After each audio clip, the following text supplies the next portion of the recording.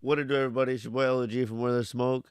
Here with another live broadcast, kind of covering some of the war stuff and a little bit of Trump and Rubio, kind of on the second half of the video, I think. Yeah, let's go ahead and get into it.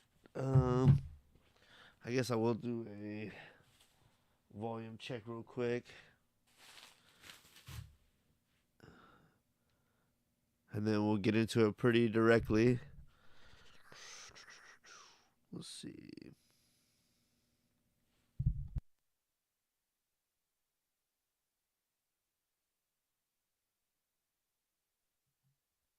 All right, we're sounding Gucci. All right, so apparently I haven't done any research or really seen anything on these, but I kind of have just seen the headline, so to speak. So we'll kind of watch a couple of news stories. It seems like there was some, maybe, I don't even want to speak on what it is because we'll just see. But there was a few domestic attacks. We'll see what the nature of those was, watch the stories, and then we'll kind of get into some of the war stuff. Begin with the attacks today in two separate parts of the U.S. that have investigators searching for possible connections to the Middle East. First, at around 10:40 this morning, a former soldier in the Army Reserve opened fire on the campus of Old Dominion University, apparently targeting a class there for ROTC cadets. One person dead, two injured. And CBS News has learned that the suspected shooter had ties to terrorism, a prior conviction, in fact, for providing material support to ISIS. And then early this afternoon, news of another attack, this one in a suburb of Detroit, where a man armed with a rifle plowed a truck packed with explosives into a Jewish synagogue and school and then got out of the smoking vehicle only to be stopped by the synagogue's on-site security. While both attacks are still being investigated tonight, they present a potential pattern. What could be the... Hold on, y'all are probably needing back feed because I am not wearing headphones.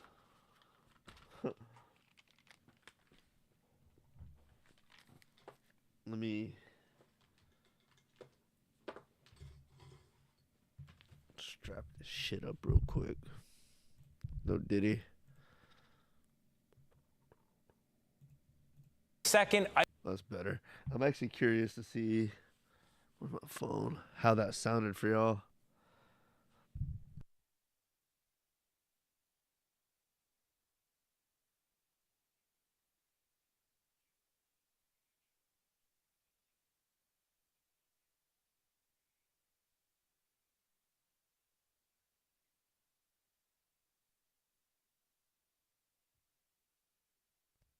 Honestly, because the video is synced up perfectly, I don't think the back feed is that bad, so I'm just going to leave it like that, so I don't have to wear headphones.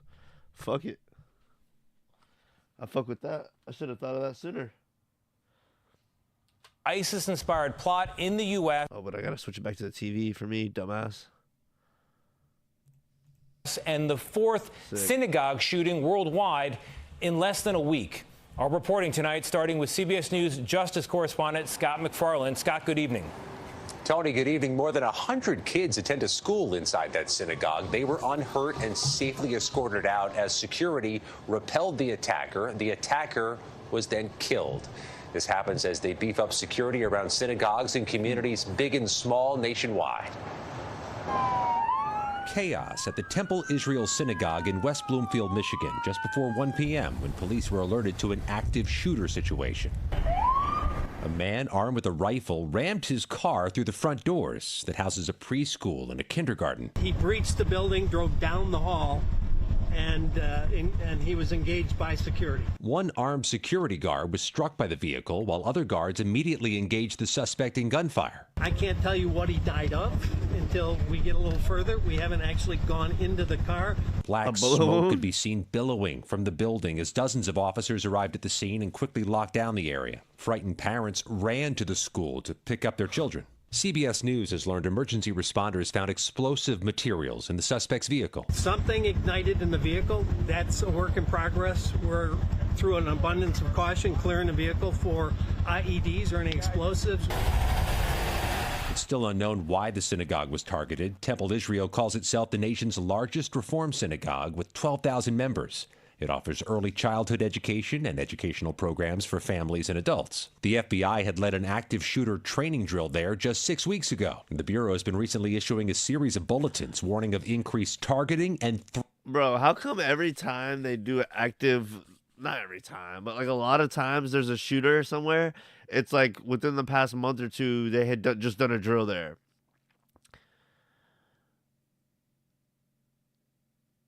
I wish I had all the times that was true, but like I think there was something within like 6 months before COVID, they did a huge thing, a scenario in COVID, then 6 months later, COVID happens. 6 weeks before this thing, they did an active school shooter threat, and then there's active school shooter. It's like, dude. It's like, you know, there are coincidences, but there are such things as big and small coincidences. So, I don't know, you know. I guess, if I had stats on how many, it's probably, the amount of times that there's an active shooter or a scenario goes wrong and they had just planned for it not that long before is probably not that often, but it's still a little eerie when it does happen and just makes you raise a brow. So, threats against synagogues nationwide. Terror. Yeah, it's horrible. All across the country, Chicago. Because how many synagogues are there around the nation? How many of them have practiced for, you could say, okay, well, there's all these terrible events and they rarely have practices for them beforehand. Okay, fair point. But on the other hand, another way to look at it is, how many synagogues are there? How many of them did a prep for a active shooter in the past 2 months? And then this is the only one that's been hit since the war started. So that's a little strange. Out of all the synagogues and all the ones that probably none of them have done an active shooter thing, or maybe a lot of them have, but I'd be surprised if a lot of them had. And this is the one where they have a shooter. That's a little weird. Chicago to Cleveland, Tucson. Of course, on this thing, I'm not going to be as adamant about my stance as I usually am because this is all kind of speculation. So, New York, here in Washington, they have announced beefed up security and protection and police at synagogues in those communities. And Tony, they were ready with extra enhancements in Oakland County, Michigan before today. Okay. I responded, along with our federal, state, and local law enforcement partners, to Old Dominion University. This was based on reports of an active shooter. What we know now is there's one deceased victim and 2 at the hospital. We are saddened by this tragedy in our community. The FBI mourns the loss of life in this abhorrent tragedy and violence. I'd like to acknowledge the students who showed extreme bravery and courage by containing the containing the shooter and stopping further loss of life. The FBI is now the lead investigative agency investigating this as an act of terrorism. The shooter has been identified as Mohammed Baylor Jallow. In 2016, Jallow was arrested and pled guilty for attempting to provide material support to ISIL, now known as ISIS. Jallow was sentenced to prison in October of 2017 and was released from prison in 2024. FBI Norfolk's Joint Terrorism Task Force and our evidence response team responded to the scene and will continue to have a physical presence here at the scene as we process the evidence. Additionally, we are conducting other investigative steps into Jallow and the specifics of the shooting. We have dedicated analytical and tactical support. We are aiding in this investigation throughout the entire time. There were students that were in that room that subdued him, and okay, so Old Dominion University is in Virginia. So this attack was in Virginia. The other attack where the guy rammed into the building with a truck, I need to watch this thing again because I was about half paying attention to what all happened when he rammed in and how, if he shot people, how many people he killed, or if they even released those details. This person, there was no car involved, was in Virginia, but they're not really saying how many people died, are they? Him no longer alive. I don't know how else to say it, but they basically were able to terminate the threat. So he was not shot? He was not shot. He shot 3 people? Correct. We have information that he shot 3 people. So they fucked his ass. So with they our beat him to federal, death. state, and local law enforcement. Okay, so this guy shot 3 people and then they fucked his ass up.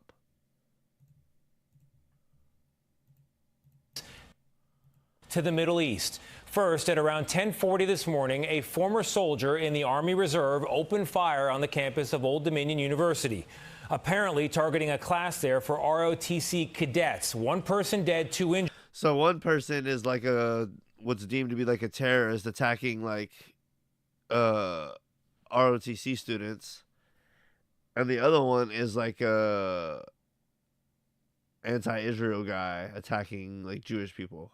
So you have like both sides. One side is like what I would assume to be an Israeli supporter. Wait, I don't know actually. I guess both of these people would be in support of Iran. Injured, and CBS News has learned that the suspected shooter had ties to terrorism, a prior conviction, in fact, for providing material support to ISIS. And then early this afternoon, news of another attack, this one in a suburb of Detroit, where a man armed with a rifle plowed a truck packed with explosives into a Jewish synagogue and school, and then got out of the smoking vehicle only to be stopped by the synagogue's on-site security. While both attacks are still being investigated tonight, they present a potential pattern. What could be the second ISIS-inspired plot in the U.S. and the 4th synagogue shooting worldwide in less than a week? Our reporting tonight, starting with CBS News Justice correspondent Scott McFarland. Scott, good evening. Tony, good evening. More than 100 kids attend a school inside that synagogue. They were unhurt and safely escorted out as security repelled the attacker. The attacker was then killed. This happens as they beef up security around synagogues in communities big and small nationwide. Chaos at the Temple Israel Synagogue in West Bloomfield, Michigan, just before 1 p.m. when police were alerted to an active shooter situation. A man armed with a rifle rammed his car through the front doors that houses a preschool and a kindergarten. He breached the building, drove down the hall. So it sounds like this guy didn't get to kill anybody, which is good news. And he was engaged by security. One armed Dude, that guy had a sick hat right there. through the front doors that houses a preschool and a kindergarten. He breached the building, drove down the hall, and he was Look at him. Dude, that is a sick hat. engaged by security. One armed security guard was struck by the vehicle while other guards immediately engaged the suspect in gunfire. I can't tell you what he died of until we get a little further. We haven't actually gone into the car. Black smoke could be seen billowing from the building as dozens of officers arrived at the scene and quickly locked down the area. Frightened parents ran to the school to pick up their children. CBS News has learned emergency responders found explosive materials in the suspect's vehicle. Something ignited in the vehicle. That's a work in progress. So good news is, like, it doesn't seem like this guy killed anybody. We're, through an abundance of caution, clearing the vehicle for IEDs or any explosives. It's still unknown why the synagogue was targeted. Temple Israel calls itself the nation's largest reform. Okay. All right, so we'll keep an eye on that, and I'll try not to be like mainstream news media and never circle back around to stories. But yeah, we'll just kind of see if that is a rising thing or if it's something that comes and goes. But it's interesting that there's a couple, 2 attacks in a day. And I know there was that kind of somewhat random shooting in Austin about a week ago from that guy that was supposedly a pro-Iran supporter. So we'll kind of see if more of these attacks keep happening in the United States or if it's kind of a splash in the pan. Anyway, with the war in mind, and that kind of seeming to be fueled by the war, and that being the biggest news topic over the past week or so, Trump had already been hinting at it, but I believe in this speech, he pretty much outright says, we've won. That's at least the title of this video. I haven't watched it because it's like a whole speech, but I want to find the part where he says he's won, and hopefully we can watch it together and enjoy. Oh, he opens with that. Well, I guess I really wasn't paying attention when I opened this video up to prepare.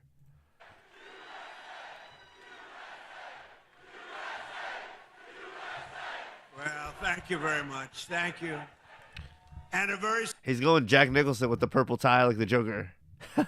Special. Hello, Kentucky. I love Kentucky. I love Kentucky. I love Kentucky. We won in a landslide. We won by so much. We have the all-time record in this state. But it's great to be back in this beautiful Commonwealth with so many proud, hardworking, unbelievable American patriots. Thank you.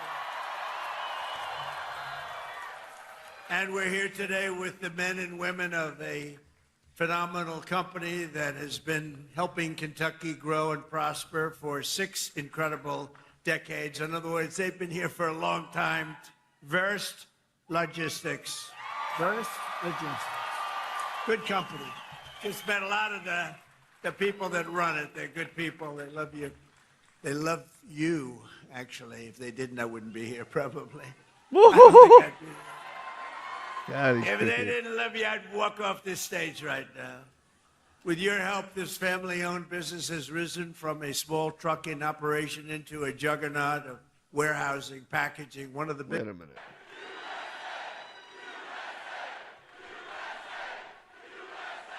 Well, thank you very much. Thank you.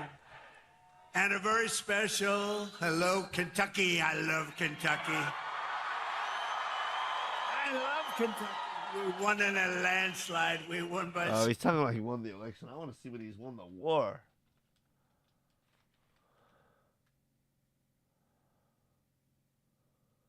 Here we go. It's closer to the 18-minute. Okay, let's go.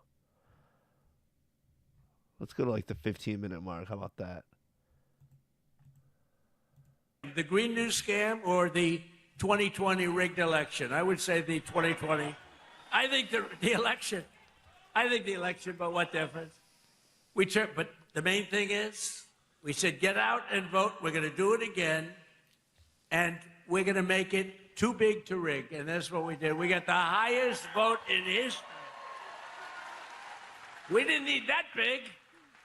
That's what she said. We made it too big to rig. We terminated the insane electric vehicle mandate where you were mandated.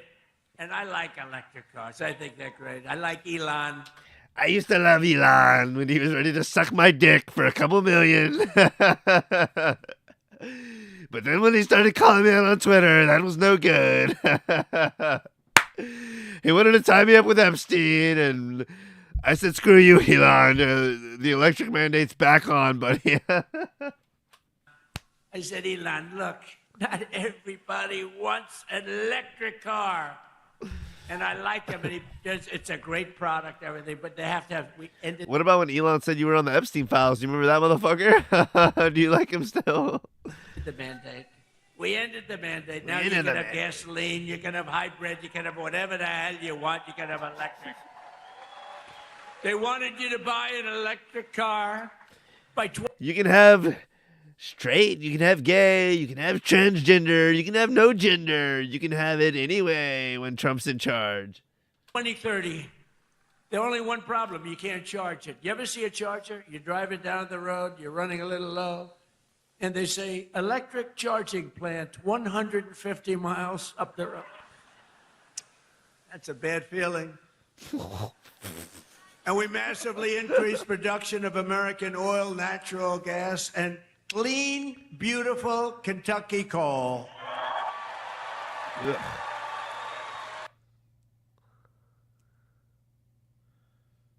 Come on, YouTube. You can do it. And we're not allowed in the Trump administration, we're not allowed to use the word coal without preceding it with 2 words, clean, beautiful. We say clean, beautiful coal. And we had Doug Burgum the other day, Secretary of the Interior, who's great, God, and Chris that Wright, sick. Secretary of Energy. And they were giving a long speech on coal. And I tried to stop them. I was in the audience. They kept saying, clean, beautiful coal, clean, beautiful coal, clean, beautiful. And after about like 40 times, I said, wait a minute, just say coal. It's too much. It's too much.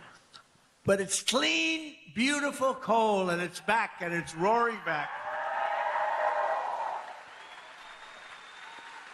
You know, it's interesting. China uses a lot of coal. China's very smart. They use coal. What they don't use much of, if at all, are windmills. So they make all the windmills, And they sell that garbage to us. Round and round it goes, keeps losing money. Every time it goes around, it loses $25. That's a lot, you know. And kills a lot of birds. Kills them all. You know, if you shoot. Kills them a beautiful all. Every time it goes around, $25. Kills a lot of birds. Kills them all. Oh, man. People, they put you in jail for 5 years. Windmills kill them by the thousands.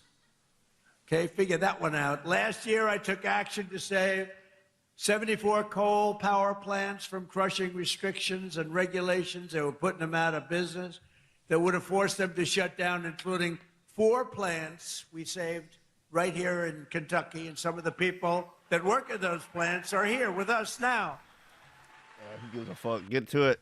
It's very powerful. And if it wasn't China and some of these other big behemoths would not be using it. They use it because it's powerful, very, very powerful.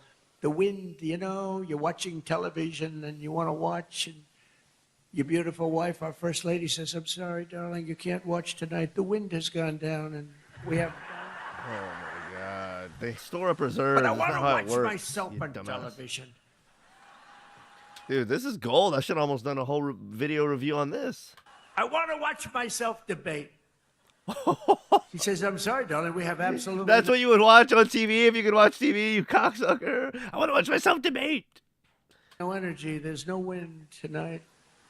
What a scam. That's a pretty big scam. That's one of the top. I say that's a top 5. It's about 5 that are real beauties. The real I also beauties. announced a lease agreement for $1.5 billion of private sector uranium enrichment facility in Paducah.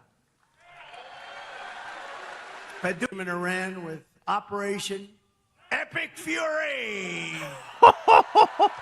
Can we just appreciate how retarded that is? Epic Fury. That sounds like Napoleon Dynamite came up with it or something. Yeah, Epic Fury. Like, I was filling my mom in on all the details of the war, or like as much as I could remember and seemed relevant to like someone who's not totally into it and informed. And then I was like, oh yeah, I forgot. One of the craziest things about it, it's called Operation Epic Fury. It's like, dude, what the fuck is that? Epic Fury. Like Is a that a Tyson great punch. name? Well, it's only good if you win. You know, you can only do. And we've won. Let me say, we've won. You know, you never like to say too early you won. We won. We won. Are we going to remember that when the war continues on after this? He's acting like the war is over.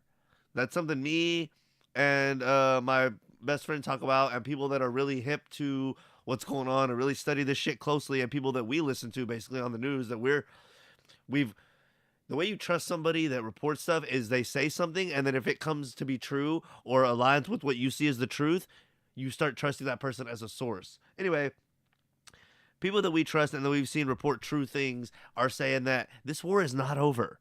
It's not just, it has the very high likelihood to continue on for months and if not years like other wars have been. So Trump's like, we've won. It's about over. It's like, okay, if this carries on for months and there's attacks over here for months, or in a year there's a terrorist attack over here, is everyone going to remember the time? I mean, no one holds him accountable for anything that slips out of his mouth. He lies more than he tells the truth. So it's almost like we just expect a lie, expect a lie, expect a lie, expect a lie. But at some point, you can't just, you can, I guess, do whatever you want, but at some point, I think there's a natural law of nature, or what a lot of people would say is God. God is not going to allow lies and lies and lies and the arrogance with the lies and the deception to continue, but for only so long until it's going to catch up to you. So, and the people that believe it too, if you keep believing something that is so obviously not true, there's going to be a point where it catches up and there's going to be a kickback. The universe does not let that, a belief in something so wrong, go on without there being some kind of a kickback. That's how life and the world works. So Trump's saying for Trump to just lie more than he tells the truth, if you're someone that still believes all those lies, not only is that not good for him, but that's not good for everyone that still believes in it. The war is probably almost definitely not over. There's even people in Trump's own administration saying that it's probably not over. So, you know, I've had discussions with people that support Trump and they're like, well, it doesn't matter if he lies a little here, he's a little rough around the edges, or he's this and this, as long as he's getting things done in an effective manner. But one, what has he got done that was good and effective? I would say in this, after it's been a year of this second term, now we can say what has he done that's been effective this second term. And if you're just saying nothing but lies, that is going to have a consequence. There's only a matter of time. Won the bet in the first hour. It was over. Oh, we won. But they gave me a list of names of generals. Sir, you can pick the name you'd like, sir. I said, the name of what? The name of the attack on Iran, sir. And they gave me like 20 names. And I'm like falling asleep. I didn't like any of them. Then I see Epic Fury. I said, I like that name. I like that name. And my administration, as you know better than anybody, is also working to keep the oil flowing. It's flowing all over. We knocked out, they want to drop some mines. Very friendly people, mines, so boats blow up. And we knocked out. Like, we haven't blown up a fuckload of their shit. Out as of, every hour I have to change because they knock them out so fast. I've never seen anything. Think of it. They knocked out 54 ships in 2 days, and they're real ships. In fact, I got angry at my people. I said, are they any good? Yeah, they're warships. I said, why the hell did we kill them? Why didn't we just capture them and use them in our Navy? They said they wouldn't have qualified for that.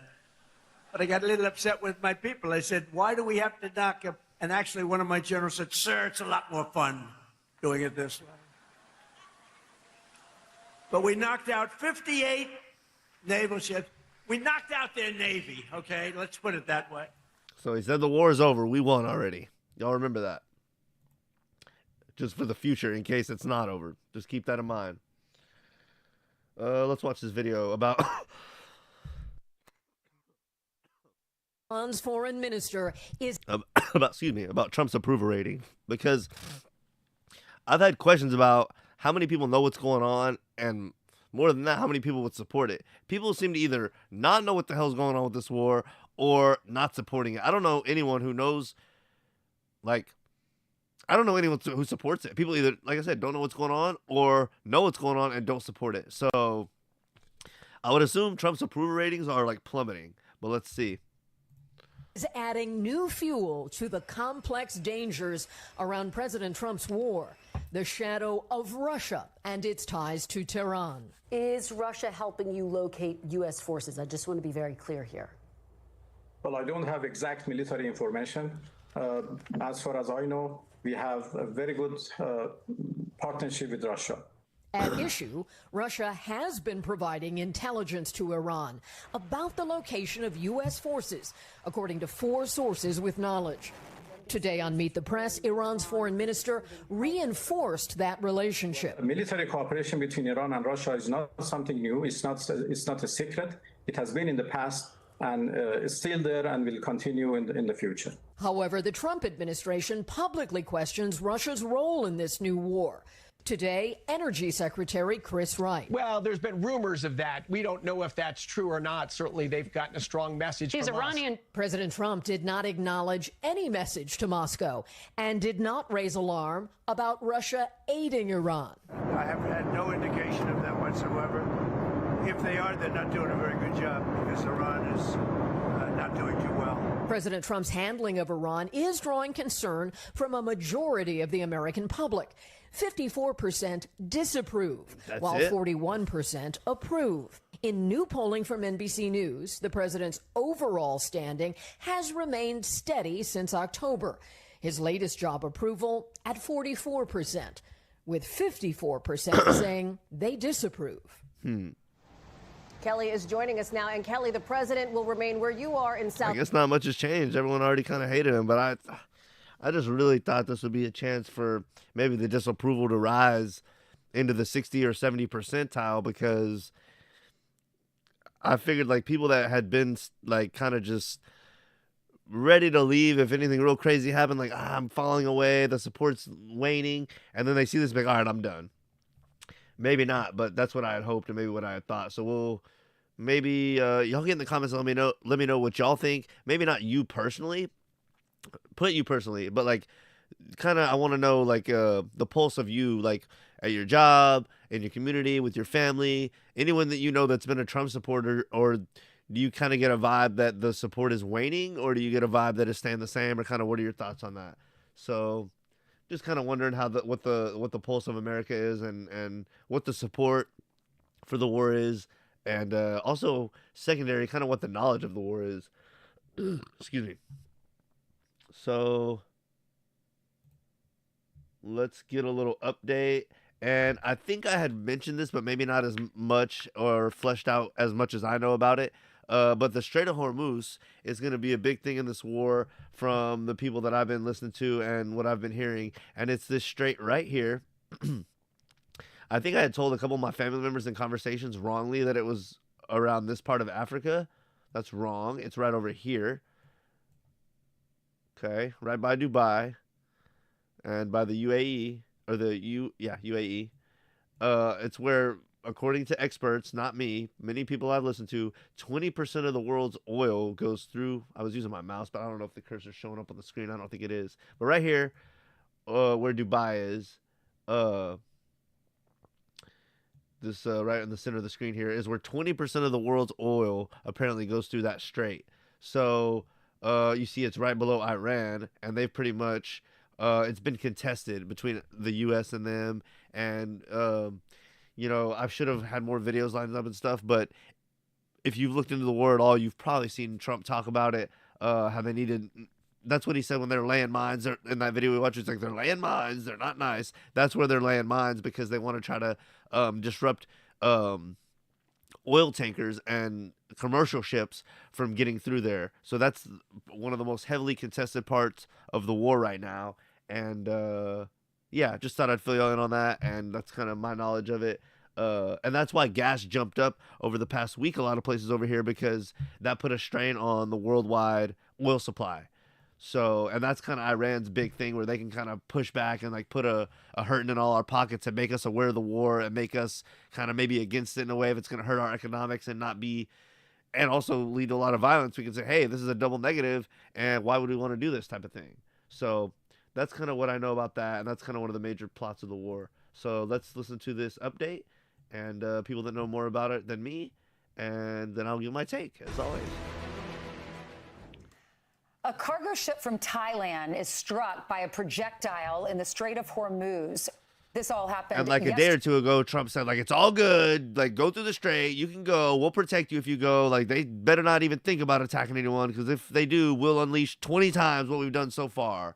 So, like, we had already, like, struck Iran, like, real good. And then a day or two ago, like, already 6 or 7 days in the war, Trump had said that, like, if the strait is open, they better not attack anybody. If they do, we're going to hit them 20 times harder. And, like, everybody that's commercially shipping, everything's back on, green light. So, them attack. And then after he said that, the Iranians, there was records that they started trying to lay mines there, and we started shooting down their ships that were laying mines. So, that was the latest, like, a day ago. And then this is from this morning, 10 hours ago. A little bit more recent information. So let's today, as Iran is launching fresh attacks in the Middle East waters, the regime also joining Hezbollah, both firing simultaneously toward Israel. Our chief foreign correspondent Trey Yingst joins us from Israel with more. Trey. Yeah, hey Brian, good morning. I might try to find a video I watched of this guy last night. He's in this place where he's always safe and he knows he's not in danger, and he had a cute little helmet on and a vest, and everyone in the comments was just clowning the shit out of him about, like, oh, you got your cute little biker helmet over there, you know, and then he was like, I'm gonna try not to show any landmarks, and then he was like showing like buildings with like the names on them. It's like, dude, what the heck? Like, this is seeming like cheesy as F. He's like, yeah, the Israelis don't want me to show any landmarks here while I'm trying to cover everything. And it's like, dude, you literally just showed a building with a big name on it that's like lit up.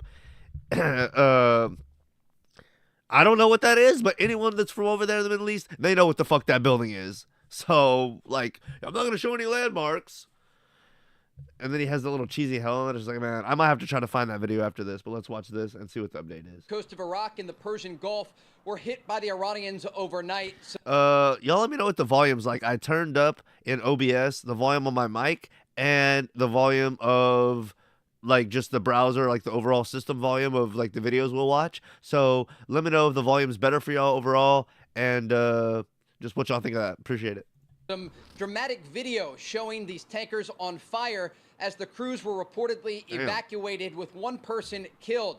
This is taking place as the Iranians are using what's left of their navy to try and target vessels in the Persian Gulf. Didn't Trump say like a day or two ago their navy was pretty like 90% gone?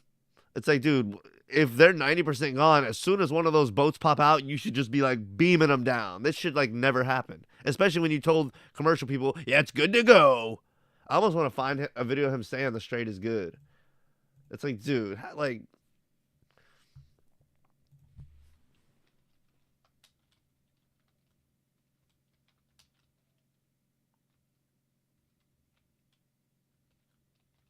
Let's see if I can get a little video of him saying that.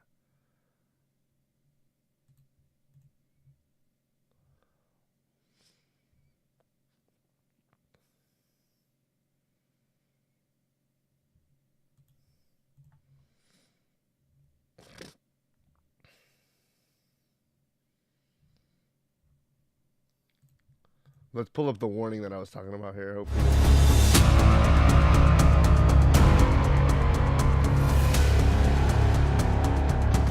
هرمز به عنوان یکی از دارایی‌های استراتژیک کشور ما هست. یکی از واقعاً منابع خدادادی جغرافیایی هست که در اختیار کشور قرار داره به جهت لطفی که خداوند به این سرزمین داشته و بدیهی است که در زمانی که کشور در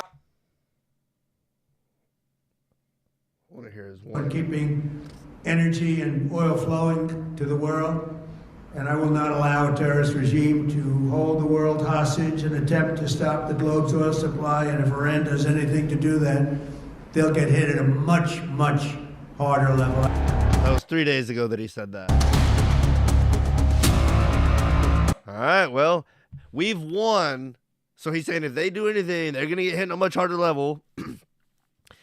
I think I showed it in a video, but if not, it's easily findable, where he said we've knocked out most of their Navy. That was like a day 2 or 3 of the war. So he says we've knocked out most of their Navy. Yesterday in a big speech, or maybe earlier today, he says we've won. And then now, this is a day or 2 before that, he's saying if they get hit, if they do anything in the strait, they're going to get hit 20 times harder. It's like, well, they're doing it, so what are you going to do? Is it over or not? If you're over, you're done, and we finished.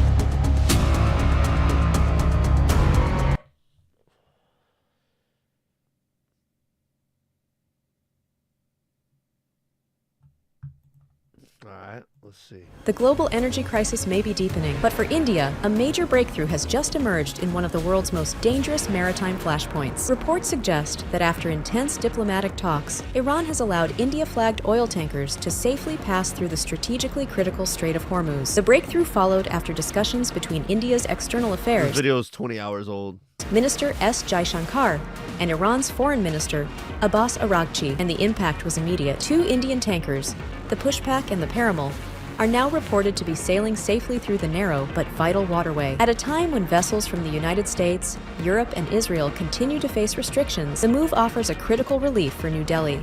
It also highlights India's delicate diplomatic balancing act in the middle of a rapidly expanding Middle East conflict. The development comes after weeks of escalating tensions, following military strikes by the United States and Israel on Iranian targets. Since then, Tehran has tightened control over the Strait of Hormuz, one of the most important energy corridors on the planet. Iran has warned that only ships not serving the interests of the United States or Israel would be allowed safe passage. That warning has already had consequences. Just a day earlier, Iranian missiles struck a Thailand-flagged vessel bound for India, sparking international concern.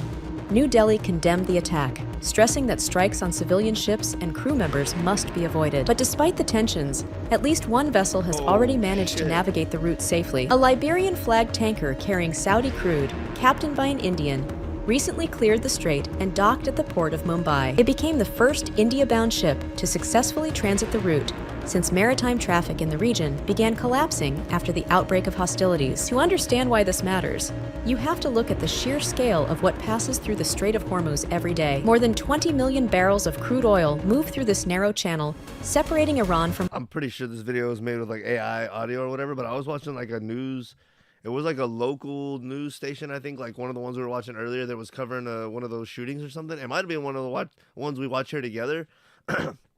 But I think I was opening up videos and doing the research and organizing things right before the stream, and I saw like a little clip of a news video, and I was like so sure that they were using AI voiceover when they usually have like the guy in the studio doing the voiceover when they're like. It was like an in-between scene where they had talked to, like, you know how there's a guy in the street, I am so-and-so live out here on the scene, back to you in the studio. And then sometimes they'll do like an overview of a different scene or something. Like they'll, like, let's say the guy's at a school reporting a school shooting. He's like, I'm so-and-so here, back to you. And then sometimes they'll zoom out from him and they'll show like an overview of the school, like an aerial view, and there'll be someone in the studio giving like another little line or two on of news on the, you know, stats on the subject. It sounded like the point I'm describing, which is usually just said by like a guy in the studio. It sounded like that was done by AI on a recent video. And that's like a small little thing, but to show that smaller news organizations are using AI for stuff like that, it's kind of sad, honestly. I'm not 100% sure, but it definitely sounded like they were using AI for that. So anyway, just a little small note that I thought I'd throw out there. From Oman, that's roughly 1/5 of the world's total oil consumption and nearly 1/4 of all global seaborne oil trade. The passage is also a major route for liquefied natural gas shipments. So when traffic slows down or stops altogether, the ripple effects spread across the entire global economy. See, that's what I was just saying. 1/5 of the world's natural gas and oil. Energy prices surge, shipping costs rise, and supply chains around the world begin to strain. The risks. Okay, so we kind of got an update that kind of verified some of the stuff I was saying and whatnot. President Trump announced the U.S. is keeping the Strait of Hormuz open for all countries, including China. The remark on Monday comes just weeks ahead of his meeting with Chinese leader Xi Jinping. I want to keep it open. I want to keep it good. You know, it doesn't pertain to us so much as it does to China. We're really helping China here and other countries because they get a lot of their energy from the straits. But hey, look, we have a good relationship with China. It's my honor to do it. Ships have largely avoided the waterway over fears of being attacked. Oil prices fell Tuesday after soaring over $100 a barrel the day before, their highest level in more than 3 years. That's as Trump predicted the war in the Middle East could end soon, easing concerns about prolonged disruptions to global oil supplies.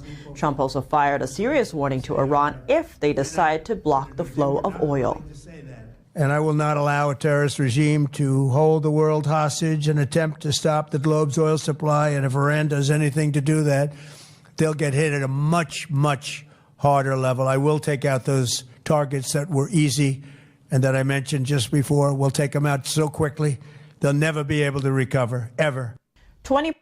So there you go. And like I said, this has been verified by many sources, but 20% of the global 20% of global oil supply flows through the Strait of Hormuz, a critical waterway between Iran and Oman.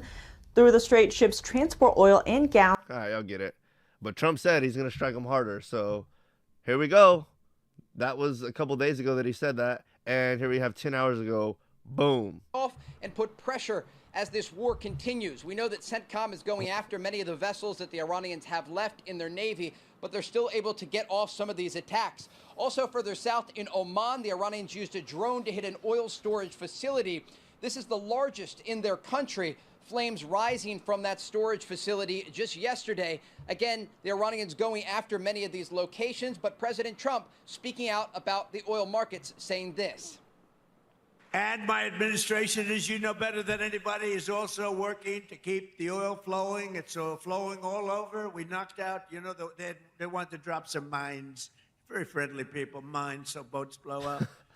And we knocked out as of, every hour I have to change because they knock them out so fast. I've never seen anything. Think of it. They knocked out 54 ships in 2 days, and they're real ships.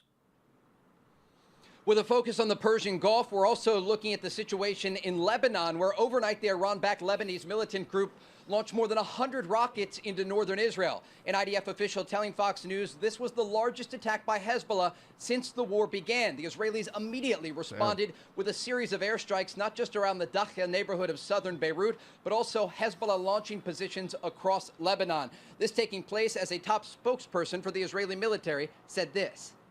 Hezbollah is under pressure today. It works for its Iranian master. It acts contrary to the Lebanese interest.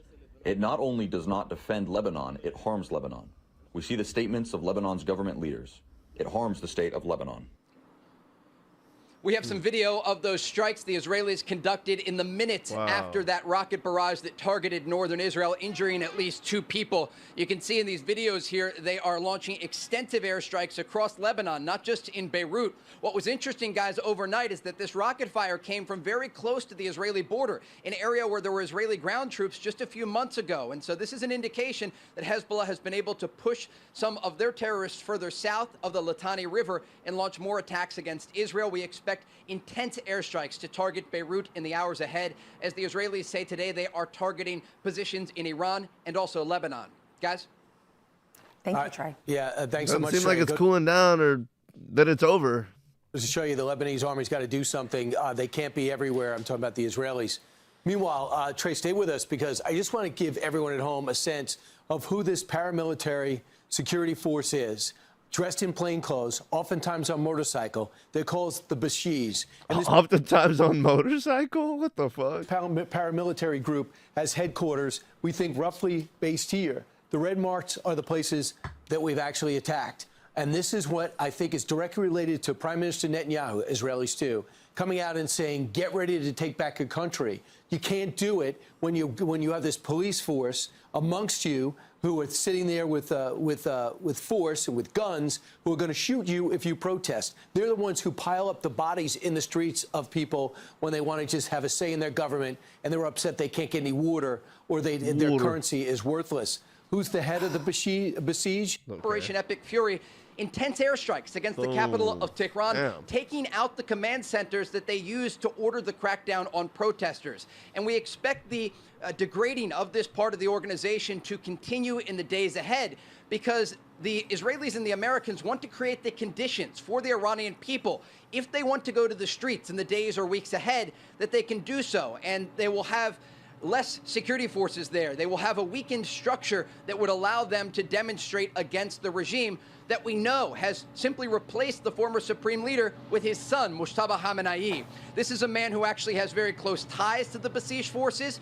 We're seeing some of the attacks on the right, and like you were saying, on the left, they replaced, when we killed their main leader, you know, in the days following, they just replaced him with his son. So it's kind of like a big F-you to us and Trump. Especially because Trump said he wanted to pick their new leader. His father in the past, even in 2009 during the Green Movement protests in Iran, to use moves. We've been dealing with that going back to the Reagan administration where we stopped those vessels going through. The president has said that the United States could escort our tankers through, the United States Navy. And he's also said that we, the United States, could insure. The problem is insurance. They can't get insurance because it's a war zone. We would give them the insurance. But he hadn't done either of those things yet. And what happens is Iran is letting ships go through, tankers go through, that are Iranian tankers, that are illegal ghost tankers. And the tankers just say, hey, we're on our way to China, don't bother us. And so Iran lets them through. You know, we could stop this. We just haven't done it so far. I would urge the president to, if he wants to keep the Strait of Hormuz open, do it quicker. Do it sooner rather than later. KT, it seems like so many of the president's objectives have been reached. But the question is, how much of their interior Gestapo-like forces, the Basij, have to be destroyed before the people of Iran rise up, being that we haven't really armed them yet and the Iranian government doesn't let them have any arms? Would they rise up? We don't know if the Iranian people are really hating their government like we want to believe, or like our government wants us to believe. Excuse me. You know, we're working our way down the target list, and the initial target list was the Navy, the Air Force. Our government wants us to believe as soon as we get rid of their government, all their people are just waiting to revolt and suck our dicks and kill their leaders and just fucking love us. It's like, that might not be totally true. The command and control centers, the senior That's like over here leadership. saying, oh, Trump's the evildoer. If we just take him out, all the American people were just going to love us. It's like, no. One, you're going to piss off the people that love Trump. And two, just because you come over here and kill Trump doesn't mean we're going to love you. So, I don't know. Of the Revolutionary Guard and of the government. But what we haven't gone after are these Basij. And you're right. These are thugs. These are guys on motorcycles that are thugs. What makes us any better than them? It's all just killing. That's the thing. We want to make it seem like these people that are against us are thugs and barbaric and terrorists and yeah. It's like, dude, we're all just killing now at this point. It's lame. As the war with Iran continues, the new supreme leader issued a written statement, the first since taking over for his late father, where he threatened to target Gulf nations supporting the United States. Erica Brown has more details tonight from Capitol Hill. Iran state-run TV read a message Thursday attributed to its new supreme leader, Ayatollah Mujtaba Khamenei, who defiantly vowed to continue to block the Strait of Hormuz and target other Gulf nations supporting the United States. Iranian missiles continue to target. This is the thing I was talking about earlier, where like I was watching a video like this, and you can tell this is a human because she's like, the way she's emphasizing certain words, you can tell she's a media-trained newscaster. The video I was watching earlier, where it was like showing things like this, and there was like a voiceover. You could like tell it was AI. I wish I had saved that video or remembered to point it out to y'all, but anyway. Oil tankers in the Strait, which is a key waterway for the global export of crude oil. Those countries who have joined the aggression should not benefit from safe passage through the Strait of Hormuz. Iranian drones have also damaged oil facilities of U.S. allies in the region, like Bahrain. The Iranian regime is trying to create chaos to back us off and keep them in power. The single worst thing we could do is leave this regime in power. Some lawmakers continue to raise concerns about Operation Epic Fury and the bombing of an Iranian girls' school. Sources tell CBS News a preliminary assessment suggests the U.S. was likely responsible. Can you guess how we could have gotten this wrong in Iran and targeted a children's school? Ma'am, I would hesitate to speculate with any incident like this. There's, I would just say there's usually a chain of errors and mistakes that happen, similar to an aviation accident or some other transportation accident. And I would say we just need to let the investigation play out and find all those factors. Sources say the strike was possibly due to dated intelligence that wrongly identified the school as part of an Iranian military installation. Erica Brown, CBS News, Capitol Hill. That video wasn't that much of a banger. Let's see.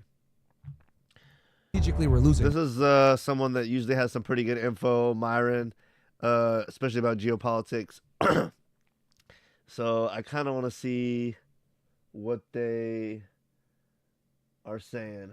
So I got right here. So this is over the past day 11. So negotiations with the U.S. are no longer on the agenda. That comes from Aragachi, which makes sense. They're not going to, negotiate with the United States at this point. They're going to need sanction relief and a complete full ceasefire so they can't get attacked again. A vessel was targeted north of Abu Dhabi, UAE. These guys are following the people on Twitter that I should be following, honestly. So U.S.-Israeli strikes continue. Israel targets oil depots. Iran's Red Crescent reports the death of 1,348 and more than 17,000 injured across Iran since the start of Operation Epic Fury. Abu Dhabi confirms an Iranian drone impacted the Ruiz industrial complex, the Middle East's largest refinery complex. So what I've noticed is as the Americans and the Israelis attack Iranian infrastructure and or energy, they hit a Gulf location back in retaliation. And then the next one here, the USA has designated the Islamic Emirate of Afghanistan as a state sponsor of See, that was key. Every time we're striking Iran, they can't get to us. They're either hitting Israel or they even probably can't get to them much, but they're striking our allies and our army bases in our allies' countries and our allies' oil refineries. So Trump wants to make it seem like we're winning and we're crushing and we're killing it. It's all one-sided. It's like, maybe not as much as he wants everyone to believe, which is nothing new with him. Full detention. Yeah, I saw Marco Rubio post this today. The U.S. consulate in downtown Toronto was targeted by gunfire early this morning. As many as 150 American troops have been wounded since the start of the Iran war, according to Reuters. I'll be honest, I think the casualties are more than 8. It's just that they don't want to report them. Yeah. U.S. intel has shown indications I've that... heard other people say that too. Maybe what if there's more American casualties than just like the 7 or 8 that they're reporting? Here's the other thing too you guys got to understand. They've also... What would the Americans think about that if we getting lied to about how many people are dying over this thing? You know what I mean? Like, it's one thing. It's not good to lie. But Trump's become a liar, and we've because we have not done anything to rebuke the lie in a strong enough way overall as a society, we've become comfortable on some level with him just being a liar. Lie. So now he's lying about this too. We just accept it. And it's like he's just a liar. But when you lie about gas prices and groceries and this and this and this, it's like, all right, well, we just know it's not true and we're just still living life. But when you're lying about war it's like, what the fuck is actually going on? This is more serious. And like I was kind of trying to explain, it's never good to lie, but when you just lie all the time, it builds up. People come to expect that of you, and when we don't deal with it, we just be like, oh, that's who he is, and that's a dangerous thing to like not take a liar, like the threat of what that could be serious. And for him, Trump, that's dangerous because now he'll just tell a lie about anything, obviously, and like with a war, it's greater implications. So we're just like tone deaf to it in a way, and he's just lying more than ever. So it's like, but what's really going on? This is a war. This is actually fucking important. And because it's not just over here, like the gas prices and all the other stuff he lies about, we can't see what's going on over there as much. So it's more crucial because it's war and life or death, and we can't see what's going on because of those reasons. It's more dangerous when he lies. Killed spooks. They've killed CIA operatives and other government employees. But obviously, the United States is not going to report that as servicemen being killed. So that's something else that's very important to distinguish. Because, like you said, when the Iranians were bombing these locations all across the Gulf, it was military bases and other areas that they knew that CIA and or other clandestine agencies were operating out of, whatever. So, we haven't counted up how many of those individuals were killed, which that's obviously going to stay classified. U.S. intel has shown indications that Iran is preparing to deploy mines in Strait of Hormuz. Iran is using smaller craft that can carry 2 to 3 mines each. CBS News, CNN. So this one's a big one. Trump responded to that. Trump responded to that with a big threat, by the way. Go ahead. Did I not call this out like over a week ago, Riyadh, that they were going to start putting mines on the thing? So this is why the prices for a barrel of oil and this whole thing, like with Macron and Trump saying that they're going to have naval escorts, it's completely full of shit. Because here's the reality. Even if you do get naval escorts, that's not going to stop the fact that there's mines at the seabed. And the thing about the Strait of Hormuz is that, number one, it's narrow at it's only 20 miles at its narrowest point, and then it's extremely shallow. So they have these very sophisticated mines, right, that really only the Iranians are able to benefit from because they're the only ones that have this strategic choke point that deals with so much energy. So it's not necessarily just the military threat that's creating the problems, but the big one is that the insurance companies don't want to insure these ships. That is the main crux of the issue. So even if governments assure safety via naval escorts, that's irrelevant because no captain's going to sail without insurance. So I predict. And then also the sanctions. There you go. You won't hear that in any mainstream news thing, and that's why I listen to Myron now. I don't like, he's not my end all be all, but like if I want to get the ear to the street sort of thing on some geopolitics and stuff. A lot of the stuff he says is ring true, and you get some like little inside scoop of like, okay, you might hear that somewhere else too, but not a lot of places. The insurance companies don't want to insure them, and I didn't know the strait. I knew the strait was only 20 miles wide. I didn't know it was relatively shallow, which, I'll take his word for it. Why would I lie about that? So it's interesting that the assurance that Trump says, oh, I'll make sure nothing happens. Well, we've already seen that's not even true. But like you said, the captains at the end of the day, why would they risk it if they're not going to be monetarily incentivized that they're going to be safe? Makes sense. Sanctions on Russia to kind of relieve the oil pressure as well, kind of something that Trump caved into as well. We mentioned that a moment ago. Yep. So I think if anything, we're going to see the price of a barrel of oil continue to go up. It has stabilized into the 80s, but keep in mind, guys, that $80 is still a lot. That's also unsustainable. And it peaked at 120 a couple days ago. Yeah, that's the highest it's been in like a year. And that is it why came down. Trump, it came down because of the oil restriction, right? It came down for 2 reasons. I believe 3 reasons actually. It came down. So it hit like almost 120 the other day. It came down because Trump did an impromptu emergency press conference, and he also alluded to the war being almost done. Macron promised naval escorts, and then finally Russian oil sanctions were lifted in some countries, and some countries got waivers like India. So those 3 things in tandem brought the hysteria back down. And Trump obviously tactically did that to kind of stop the bleeding, but those 3 factors definitely contributed to the reduction back to the 80s. But guys, keep in mind, 80 is still bad. Like before, 120 was catastrophic level. So he only said that to make it from catastrophic to bad. Next, we got here, Iran launched multiple waves of attacks on Israel, equaling or even surpassing the amount seen on the first day of the war. Hezbollah and IDF continue to clash on 11. He's reading so fast. Iran launches multiple waves of attacks on Israel, equalizing or even surpassing the amount seen on the first day of the war. Hezbollah and the IDF continue to clash on the Lebanese-Israel border. Iran launched attacks on over 5 different countries within a span of 2 hours or less. Damn.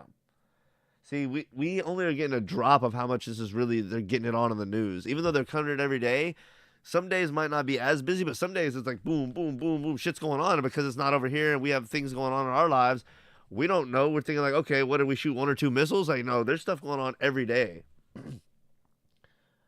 2 drones targeted U.S. diplomatic facility near Baghdad International Airport. 1 drone directly struck the facility. Sources tell WAPO and Reuters. Israeli border. Yeah, this is a big one. They're actually fighting. Israel is trying to do a full ground invasion, but their Merkava tanks keep getting bombed. I think they've lost like 8 to 10 now at this point. Iran launched attacks on over 5 different countries within a span of 2 hours or less. We know that. 2 drones targeted the U.S. diplomatic facility near Baghdad. 1 drone directly struck the facility, sources tell WAPO and Reuters. And the last thing, the IAEA has proposed the largest release of oil reserves in history in order to bring down crude oil prices. The proposal will be decided on Wednesday. The release would exceed the 182 million barrels released in 2022 during Russian invasion of Ukraine. Oh, that's another reason too. That's actually the 4th reason why the prices are stabilizing, because they released the petroleum reserves. So yeah, Saudi and Kuwait have also said publicly in the last 2 days that they're going to slow down in their export as well because the refineries are being hit and damaged. So that's another thing as well that's kind of hurting the oil prices. But the Iranians are absolutely upping the attacks. It says right here, Iran launched attacks on 5 different countries in a span of 2 hours or less. So Pete Hexas and all these other guys keep saying like, oh, the Iranians are losing the launchers. Their rockets are down 90%. I don't think it's because of the launchers. I think it's because they're restructuring, re-strategizing, and they also understand that they're running low on interceptors. So, you know, they're figuring out what the next phase is. So, yeah, dude, it's not looking good, man, for us in the West. I think strategically, boots on ground before spring. I don't know, because here's another thing too. Because there's a couple of these YouTubers that really piss me off, like this Enforcer nigga and some other people that keep saying like, "Oh man, look at us, we're destroying Iran," but they don't realize that military. I could see boots on the ground before spring to answer Myron's brother's question for sure. We're winning, but strategically we're losing. And that's what really matters. And we're put in a really bad spot right now. That's the thing. How would Americans feel about boots on the ground? How would Americans feel about a draft? Matter of fact, like I was saying earlier, I want to get everyone's kind of like feel on like not only their view on the war and support for the war, but mainly like their community and kind of their pulse on like what the people around them are feeling about it. I just don't think there's American support for this war on any level, and I don't think anybody wants to go. And if there's a draft, I'd just be very, very interested to see how the youth, of America responds. I'm luckily probably just beyond draft age, so I'm 34. I don't think they're gonna want me unless shit gets real bad. Yeah, I just wonder how the young men of today's time feel about it, especially in a time where we're supposed to be men and women are equal and all this kind of shit. Women don't get drafted, you know. So I don't know. Y'all let me know. If I had to guess, and from what I see and think, I don't see it. I don't see anyone that wants to go for this thing. So Republicans, Democrats, you know, why do we want to go? We're tired of going to the Middle East and going to kill people and sending our people to die. Even militarily, with the THAAD systems getting hit as well, you can even make the argument that militarily we're kind of losing as well, especially when you consider the disproportionate amount of power or, you know, weapons capability and munitions we have. You know? All right, so I'm not gonna watch this whole video and be like that, but I will probably watch the rest of it on my own, and if there's really any good points that I think that we really need to discuss or view here on the channel, I'll bring it back up. Here, we'll save it to watch later, just so I remember. But let's move on. Let's see how long we've been going tonight. We've been going for an hour. Yeah, this will be a little bit of a long one, but yeah, I don't want to be a whore and watch their whole breakdown and that type of thing. But go check out Myron Gaines X if you want to know some like geopolitical stuff and maybe see what's tapping ear to the street. And again, one of those things, listen to one of his little videos, see what he says. If it turns out to be true, or you think the predictions are kind of what you were thinking, or either it comes to be true or it sounded like the predictions sound and reasonable at the time based off of what he's giving you, or he's knowledgeable about the past, and you go back and research and see that his wealth of knowledge is things that all happened, and the way he ties it together are good. If you find value, continue watching. If you don't, with anyone, him or anyone, check it out. See if you find value. If not, move on. If you do, extract the value that you find, and you don't have to take everything they say or everything they do, but there's value oftentimes from a lot of different people. So anyway, that's my what I gotta say about that. Now I think we're going to switch it up and do a little bit more of a humorous thing to end out the last little probably 30 minutes ish of the stream.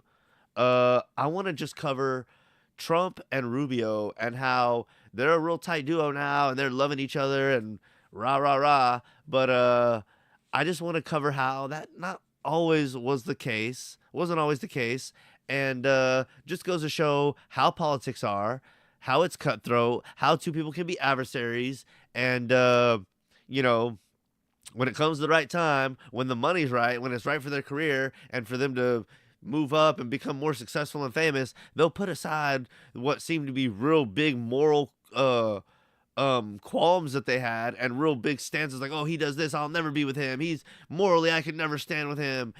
Those things all of a sudden disappear when it's time for your career to move up and it's time for y'all to work together and hug and kiss and suck Israel's dick and serve the New World Order. Y'all put all that aside, which just goes to show it was an act the whole time. Anyway, I just kind of want to dive into how these two people used to be kind of adversarial and now, obviously, they're loving each other and just kind of show Trump was never a rebel.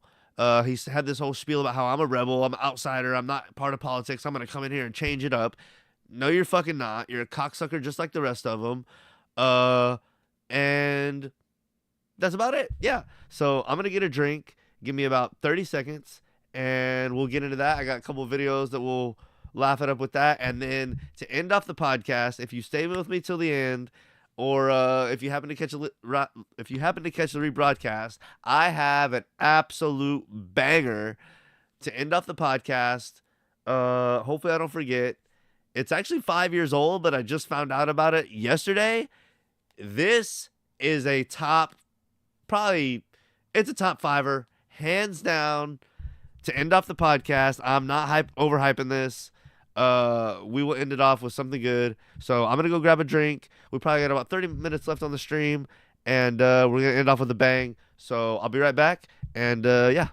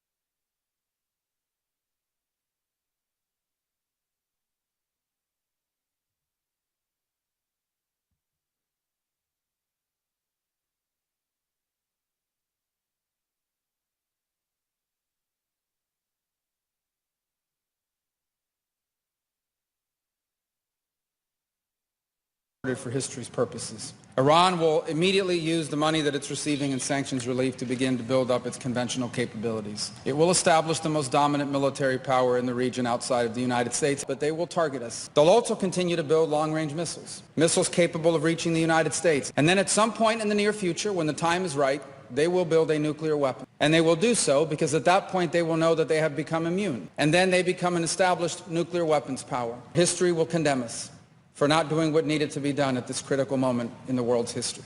An old clip of U.S. Secretary of State Marco Rubio speaking about Iran on the floor of Senate is being widely shared, and he is being hailed as prescient. Rubio, then a senator representing Florida, warned against the Iranian nuclear deal negotiated by Barack. I want this recorded in history. Here's what I want recorded in history. You little fucking rat. I have a whole other browser for all these different videos. Here's what I want recorded in history, you little fucking idiot. He stayed quiet through much of the summer of Trump, but now Marco Rubio is coming out swinging. He's a very insecure person. He doesn't like to be criticized. You know, the presidency's a tough job. You're going to be criticized, and you can't flip out every time somebody says something about you. He does. And that's his problem. I don't have time to kind of analyze why that is, but that's the reality of it. He had a bad week. You know, he got booed on a stage. He had very few people show up to an event he gave. Just today, Tom Brady said he's not endorsing Donald Trump despite these reports that he didn't even have Tom Brady on his side now. So he's a very sensitive guy, and that's fine. That's his problem. Kablowie! For his part, Trump has called Rubio a lightweight who has one of the worst. Oh, and that is just the beginning, folks. He's always calling me Little Marco. And I'll admit, the guy, he's taller than me. He's like 6'2", which is why I don't understand why his hands are the size of someone who's 5'2". Have you seen his hands? They're like this. And you know what they say about men with small hands? You can't trust them. He said I had small hands. Actually, I'm 6'3", not 6'2", but he said I had small hands. They're not small, are they? I never heard that one before. I've always had people say, Donald, you have the most beautiful hands. Right? He hit my hands. Nobody has ever hit my hands. I've never heard of this one. Look at those hands. Are they small hands? And he referred to my hands. If they're small, something else must be small. I guarantee you there's no problem. I guarantee it. Parents watching last night, kids watching too. You and Donald Trump have traded personal insults in recent days, and Trump responding last night to your comments about the size of his hands. Little Ruby, little Marco. Without going any further, this is a morning show.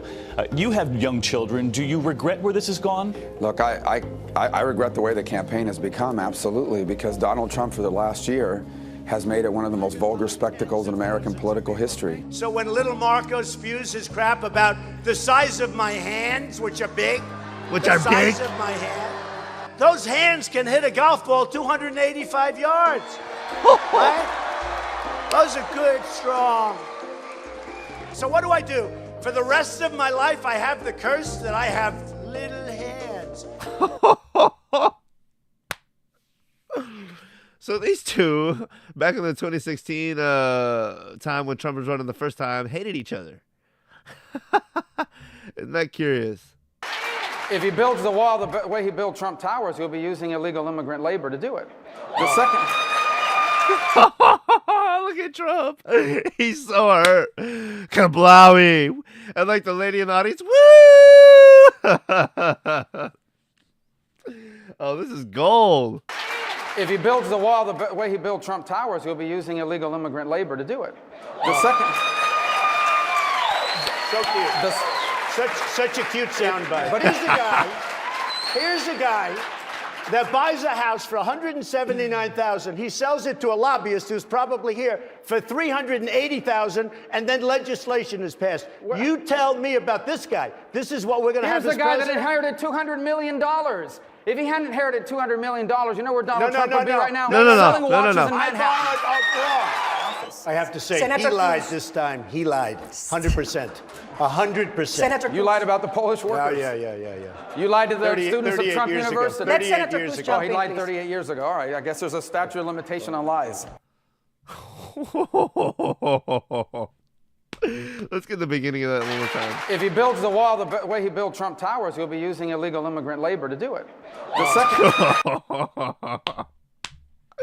That's an all-timer. For you, sir. Let's see if he answers it. You're... I will. Don't worry about it, Mark. Don't worry about it. Don't worry about it. I have a policy question for you, sir. Let's see if he answers it. You're... I will. Don't worry about it, Mark. Don't worry about it. Don't worry about it, little Marco. I will. All right, well, let's hear Big Don. Donald. Don't worry about it, Don't worry about it, little Marco. Gentlemen. Let's hear Gentlemen. You ought to show up. Gentlemen, you got to do better than this. This guy has the number one. Mr. Trump, may I ask you, Mr. Trump, I'd like to ask you a policy question. Your proposed tax cut. That's why the people in Florida do not like him. Mr. Trump, your proposed tax cut would add $10 trillion to... CNN, quote, Islam hates us. That's why people in Florida don't like little Marco. Did you mean all 1.6 billion Muslims? I mean a lot of them. Do you want to clarify the comment at all? Well, I've been watching the debate today, and they're talking about radical Islamic terrorism or radical Islam, but I will tell you there's something going on that maybe you don't know about, and maybe a lot of other people don't know about, but there's tremendous hatred, and I will stick with exactly what I said to Anderson Cooper. I know that a lot of people find appeal in the things Donald says because he says what people wish they could say. The problem is presidents can't just say anything they want. It has consequences here and around the world. 2 days ago, I met this extraordinary couple who are on furlough because they're missionaries in Bangladesh. It's a very tough place to be a missionary. It's Muslim.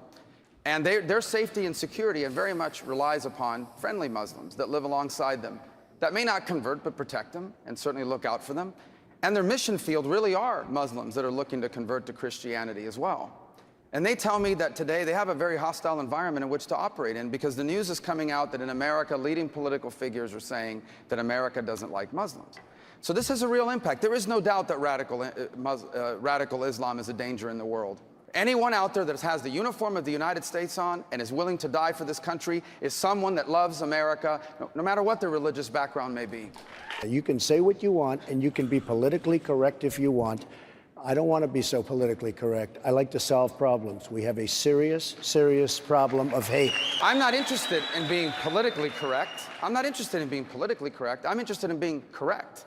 And in order to be correct on this issue, here's the bottom line. We do work. There is Islam. Islam has a major problem on its hands. It has a significant percentage of its adherents, particularly in the Sunni faith, but also in the Shia, who have been radicalized and are willing to fly planes into a building and kill innocent people. There is no doubt about that. It is also true that if you look around the world at the challenges we face, we are going to have to work together with Muslims. So this is not as juicy, but they disagreed on the Muslim thing. They are good people. This is the modern time getting along. Let's watch a little bit more of them fighting. Let's see. Voting track through much of the summer of Trump. Oh, I think we watched that one.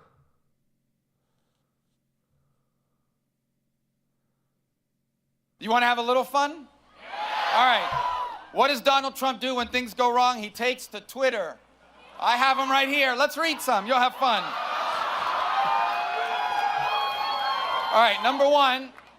Here's the first one. Lightweight Marco Rubio was working hard last night. This is true. The problem is, he is a chalker. And once a chalker, always a choker. I guess that's what he meant to say. He spelled choker, C-H-O-K-E-R, chalker. He called me Mr. Meltdown. Let me tell you something. Last night in the debate during one of the breaks, two of the breaks, he went backstage. He was having a meltdown. First, he had this little makeup thing, applying like makeup around his mustache because he had one of those sweat mustaches. Then he asked for a full-length mirror. I don't know why, because the podium goes up to here, but he wanted a full-length mirror. Maybe to make sure his pants weren't wet. I don't know.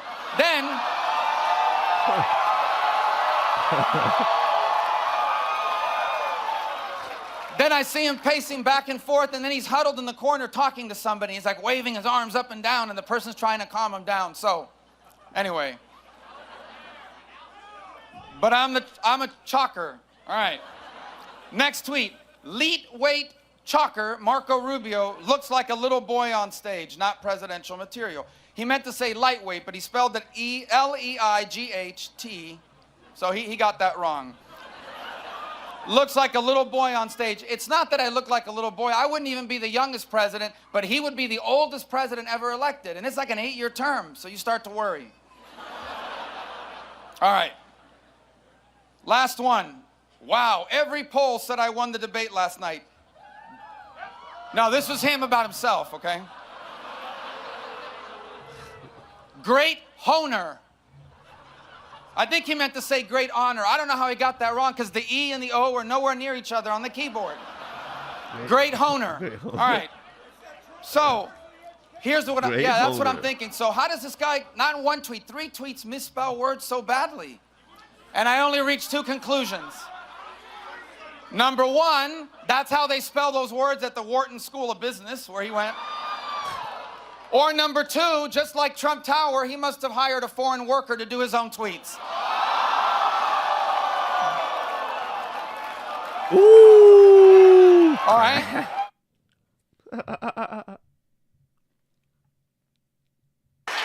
If he builds the wall the way he built Trump Towers, he'll be using illegal immigrant labor to do it. We already saw that one, but that one's good. Trump University, which was a business that you started, and it was marketed Trump to University. Y'all remember that little and pet? now there is a class action of over 5,000 plaintiffs against you, Mr. Trump, and it involves veterans, and it involves teachers, and it involves so-called little guys, working class and lower working class and middle class, who say that they were fleeced, who say it was a scam. The class has been certified, and in that case, you countersued the lead plaintiff, alleging that you were being defamed. Lie, right? That case was thrown out The against lead her. plaintiff is now getting out of the case because because it's so bad for her. But what She signed happened a letter, was- excuse me, the lead plaintiff signed a letter saying how great it was and is on tape saying how great it was. Okay, but stand by. But what happened in Stand that by. case was you countersued her. The court threw out your countersuit and made you pay almost $800,000 in legal fees of hers. Whoa. And you made the same argument about 98% of the people being happy with Trump University. And that woman in particular signing a survey saying she liked it while someone was standing She's over her getting out of shoulder. the case. And this She's is what trying to get out and of the this is case what now the, because her case stand by. doesn't hold up. This is what the Court of Appeals found. Stand by. They said that the plaintiffs against you are like the Madoff victims. Oh, give And me this is what the Court of Appeals said. Give me a proof. They found that victims of con artists often sing the praises of their victimizers until they realize they have been fleeced. Let's see what happens in court. This is a civil case. Just like Trump supporters now. They're supporters until the moment they realize they've been fucked in the ass. Oh, when's Rubio gonna chime in, please? Please. Very easy to have settled. Could settle it now. Very easy to have settled. This is a civil. Let's see what happens at the end of a couple of years when this case is over. It's Okay. been going for 5 years. It's been going for a long time. Go ahead, Senator. Marco, I spoke please. to one We'll of win the the victims case. yesterday. I spoke to one of the victims yesterday. One of the. This gentleman, no, there's several. Obviously, there's so many, I can't talk to them every day. I spoke to one of them yesterday. They told me exactly what happened.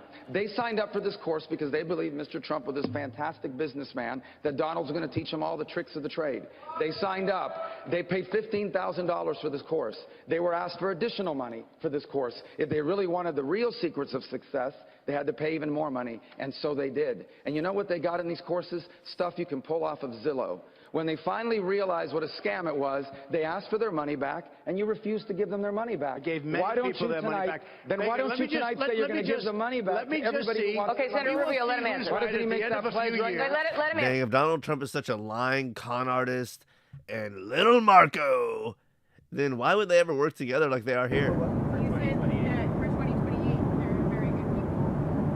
Well, we have great people. Well, I don't have to get into that, but we have one of them standing right here. We have JD, obviously. The vice president is great. I think Marco's great. I think, I'm not sure if anybody would run against us. I think if they ever formed a group, it would be unstoppable. I really do. I believe that. I would love to do it. I have my best numbers ever. It's very terrible. I have my best numbers. If you read it, am I not ruling it out? I mean, you'll have to tell me. All I can tell you is that we have a great group of people, which they don't. They have Jasmine Crockett. I don't think there's anything Trump loves more than flirting with the idea of him being in there for a third term. I mean, he is such a fucking idiot. IQ person. They have AOC's low IQ. You give her an IQ test, have her pass like the exams that I decided to take when I was at Walter Reed. Those are very hard. They're really aptitude tests, I guess, in a certain way, but they're cognitive tests. Let AOC go against Trump. Let Jasmine go against Trump. I don't think Jasmine, the first couple of questions are easy. A tiger, an elephant, a giraffe, you know. When you get up to about 5 or 6, and then when you get up to 10 and 20 and 25, they couldn't come close to answering any of those questions. But anyway, he was loving on Marco in that clip. Let's get a few more of them fighting, and then we'll end it off with the deluxe, really, really good video that I cannot overhype, and I'm not going to disappoint y'all with that. We got maybe... I bet you all know.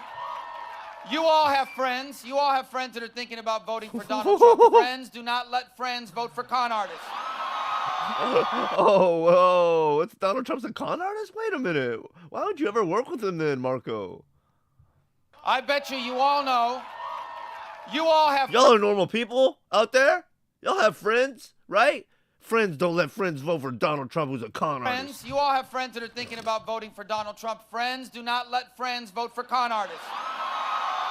Rubio, what happened to all your friends that shouldn't let you be working for a con artist? Rubio, what happened? Don't you have any friends, Rubio?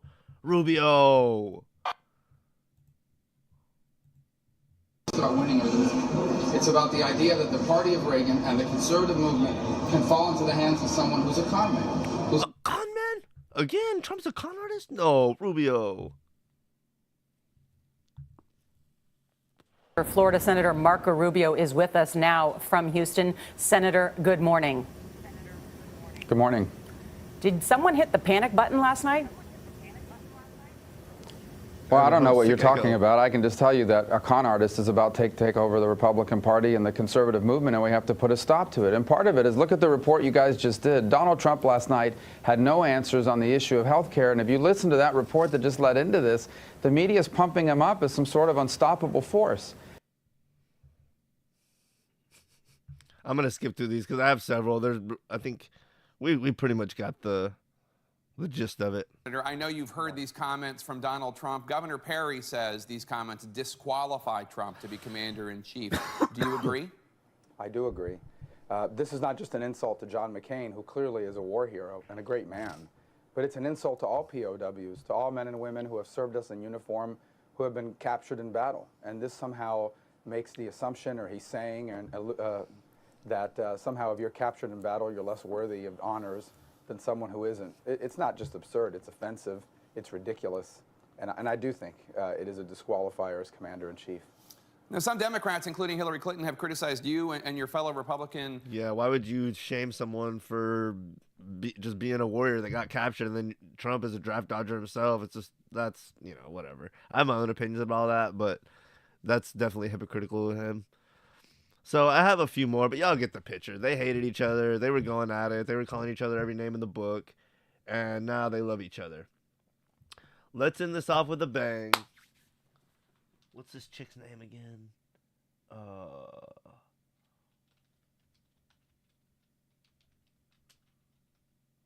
This should get it up for us.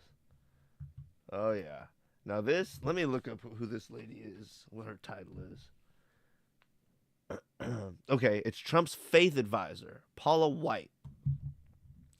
And this is the most insane thing I have seen, maybe ever, top 5. But it's the most insane thing I've ever seen in the past, 5 years. I can't even believe this is real. I can't believe this is Trump's faith advisor. And I don't even know what to say about this, but let's watch it. And if you are disturbed by creepy things, click away. But if you can appreciate cringe, well, you'll see. But beware if you're very spiritually sensitive.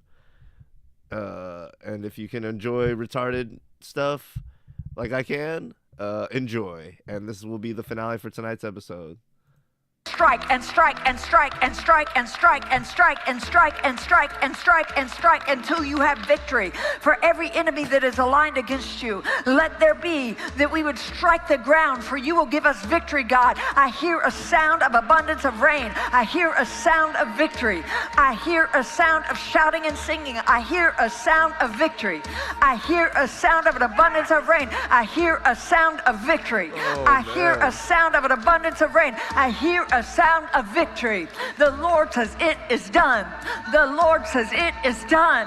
The Lord says it is done. For I hear victory, victory, victory, victory in the corridors of heaven. In the corridors of heaven. Victory, victory, victory, victory, victory, victory, victory. For angels are being released right now. Angels are being dispatched right now. Hamanda aka ata raka te de baka sanda ata ambo osa kata rite eke banda ata rike didi ashata. What in the fuck? Dude, when I saw this the first time, I couldn't believe this was real. How the fuck is this real? How is this... Just what the fuck is going on? Angels have even been dispatched from Africa right now. Africa right now. Africa right now. From Africa right now. They're coming here. They're coming here. In the name of Jesus. From South America. They're coming here. They're coming here. They're coming here. I don't want the angels coming here. Stop. They're coming here. They're coming here. It's like, what the fuck?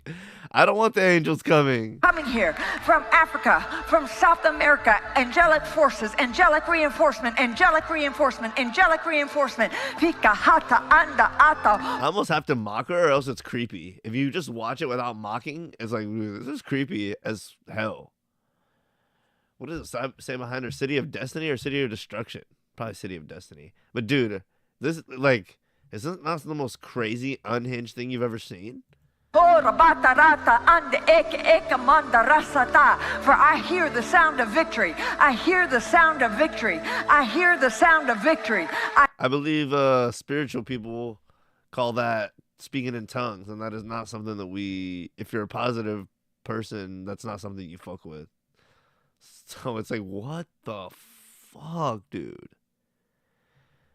If you want to look this up, I guess just look up Presidential Spiritual Advisor Paula White. People know what the fuck is up. So I guess that's the end of it. I think I covered the war a little bit better. I had a couple of videos that kind of gave some updates that were like the most prominent things. We kind of got some mainstream news. We got that little segment with Myron and Sneeko and his brother of them covering like some real high points. And, Israel's moving against Lebanon with ground forces and strikes.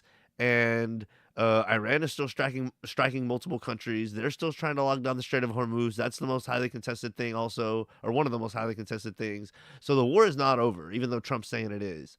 So it was good for us or me to show y'all and for me to cover it to show, oh, it's over, we won. And then for us to see that's clearly not true.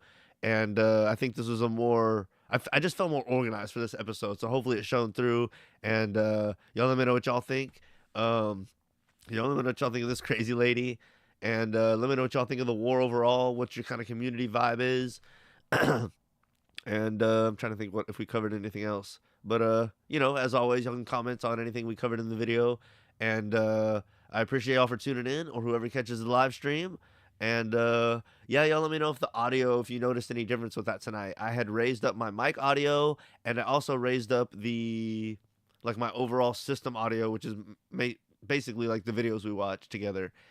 And then at the same time, I was watching the videos through my TV instead of my headphones.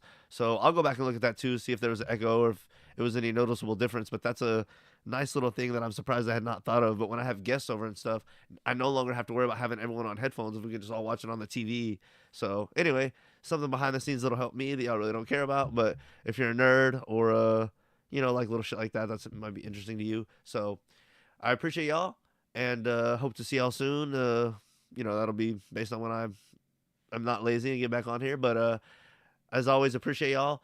Y'all let me know maybe what y'all want to see me cover next. And y'all take care. Be safe out there. And don't get caught up in the hate. Stay positive. And remember, sound cheesy, but it's all about love. And you don't get caught up in something negative. So y'all take care. And I'll see y'all soon.